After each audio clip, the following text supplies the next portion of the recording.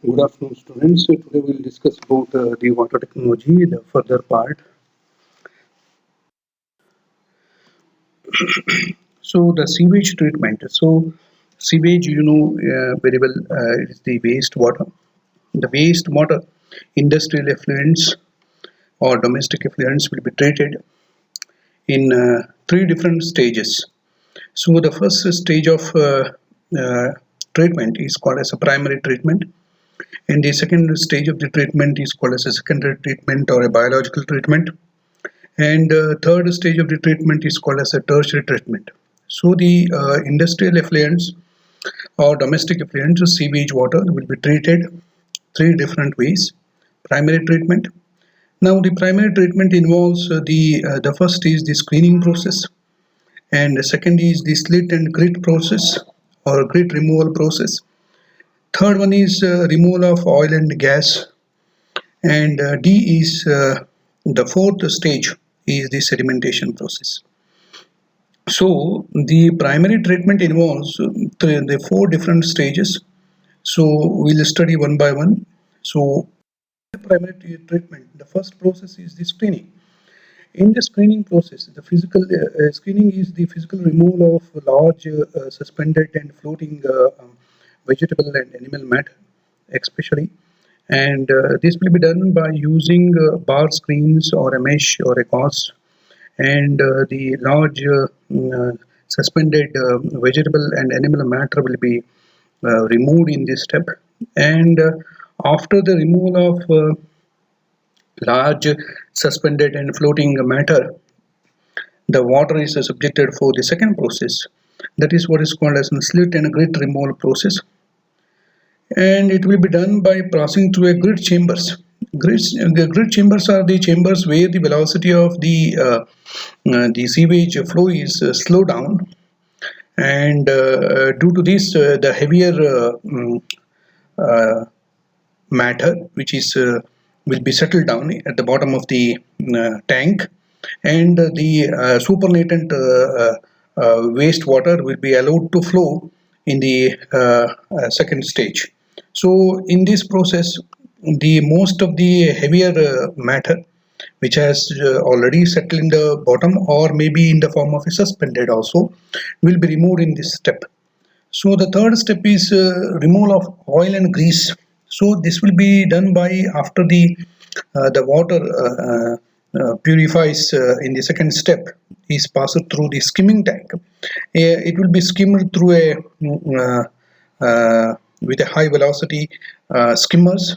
So and while skimming the sewage water, the high compressed air is blown down so that the whatever non-oxidized organic matter will be present will get also oxidized in this step. And the ones that is being skimmed, the oil particles will unite with each other, and grease also will unite with each other, and they become a soapy kind of a mixture which will float on the surface of the water. So this and the floating or suspended kind of oil and grease will be removed or lifted easily from the surface of the water. So third step is removal of oil and grease, and the fourth step is further water is allowed to settle. Either you can settle the water in plain settling mode, wherein the water will be allowed to stand for several hours, so that the most of the suspended matter, if at all anything is present, will get settled down. Or else you can add the some of the coagulating uh, compounds like an alum or ferrous sulfate into the water. And if it water is more turbid, this process will be done. A second process in the sedimentation, where adding coagulants into the water, and which makes the suspended particles will get settled down quickly, and supernatant water which is free from the most of the impurities will be taken to a second step. This very important step. In this step is the biological oxidation will be carried out, and this biological oxidation mostly is done for oxidizing organic vegetable and animal matter which is present in the water after the primary treatment process. Now, this oxidation is done by passing oxygen gas under high pressure, and once the oxygen reacts with the vegetable and animal matter in the water, animal and vegetable matter will be converted into carbon dioxide and water, and some of the organic nitrogen containing matter will be oxidized to ammonia. Further, ammonia is converted into ammonium, and ammonium and some of the nitrates and nitrites are also will be formed. So the secondary treatment or a biological treatment will be is also called as an activated sludge process.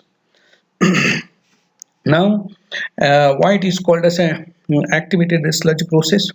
So the sludge which is obtained after the secondary treatment, the part of the sludge, sludge is the sedimented material or sedimented matter, which will be part of the sedimented matter or part of the sludge, will be used back for the fresh sample of water which is coming after the primary treatment.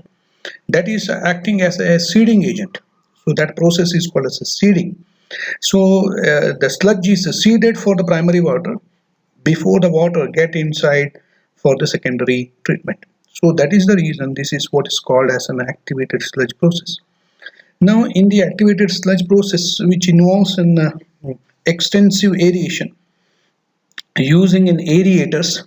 So aerators are the instruments, or aerators are the where you can pass oxygen with the porous holes in a very under high pressure. So sewage water after the primary treatment is subjected for extensive aeration, in which the chamber fitted with an aerators, and these aerators are connected to an oxygen supply source. Now the water which is comes after the primary treatment will be subjected for aeration in this process. So how the process is carried out? The process is carried out. So you can see the effluent which is coming from the primary treatment. After the primary treatment, the water is the clear water is subjected for an aeration in an aeration tank, in which the aerators are fitted, and it will an extensive aeration is done, and aeration causes the oxidation of organic matter in the form of a vegetable or animal. So this will be carried out for several hours. Hence, the organic matter will be oxidized into carbon dioxide and water, and most of the organic matter, and some of the organic nitrogen containing matter will be oxidized to ammonium and nitrates and nitrites. And after the aeration, in the once this aeration process completes, so the water is allowed to stand for a certain period of time, and the supernatant water is passed through the second process, what is called as clarifiers.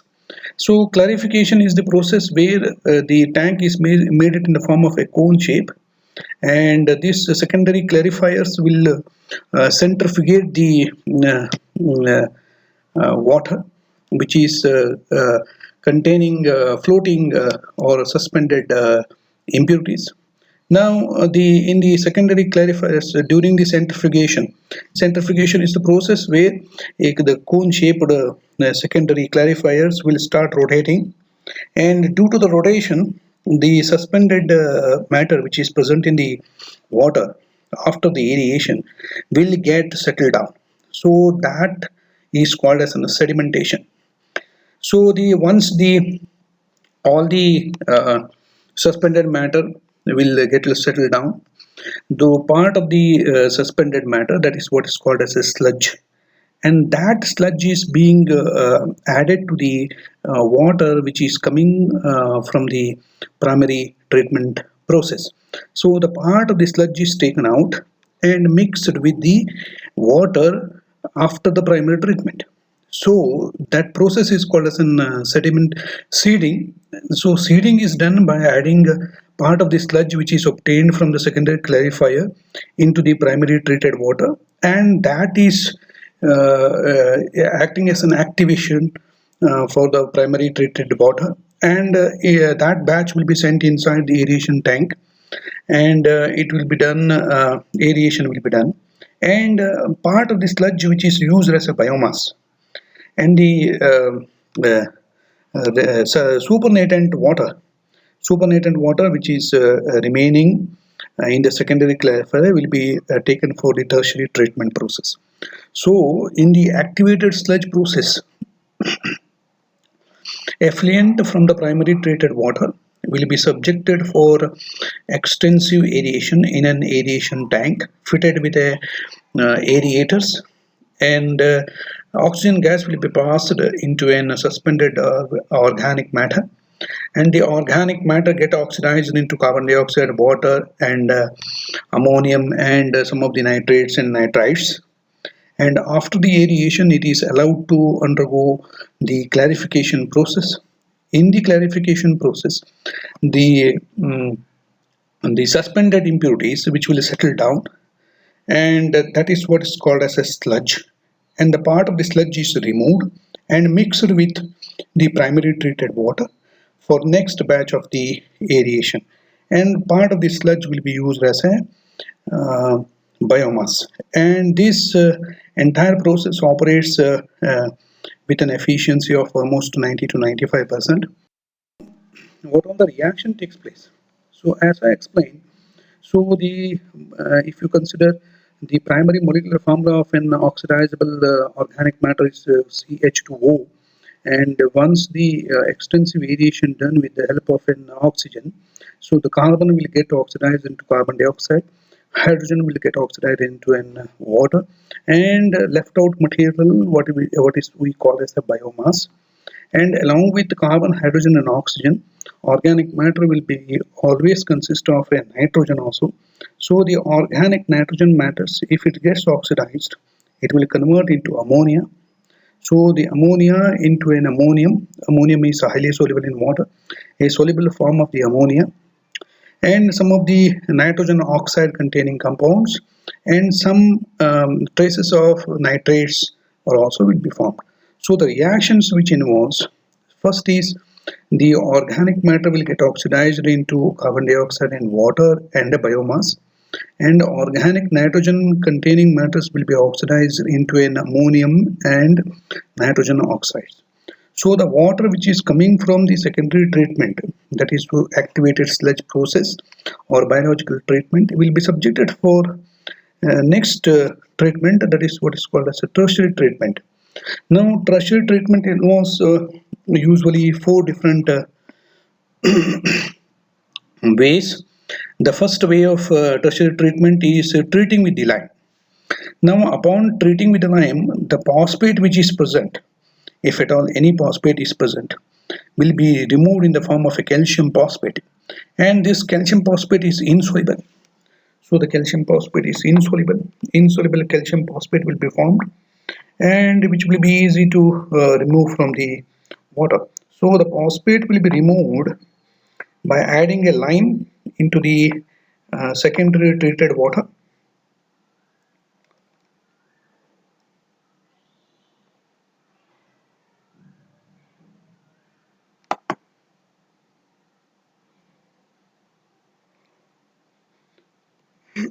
Now the further treating is done.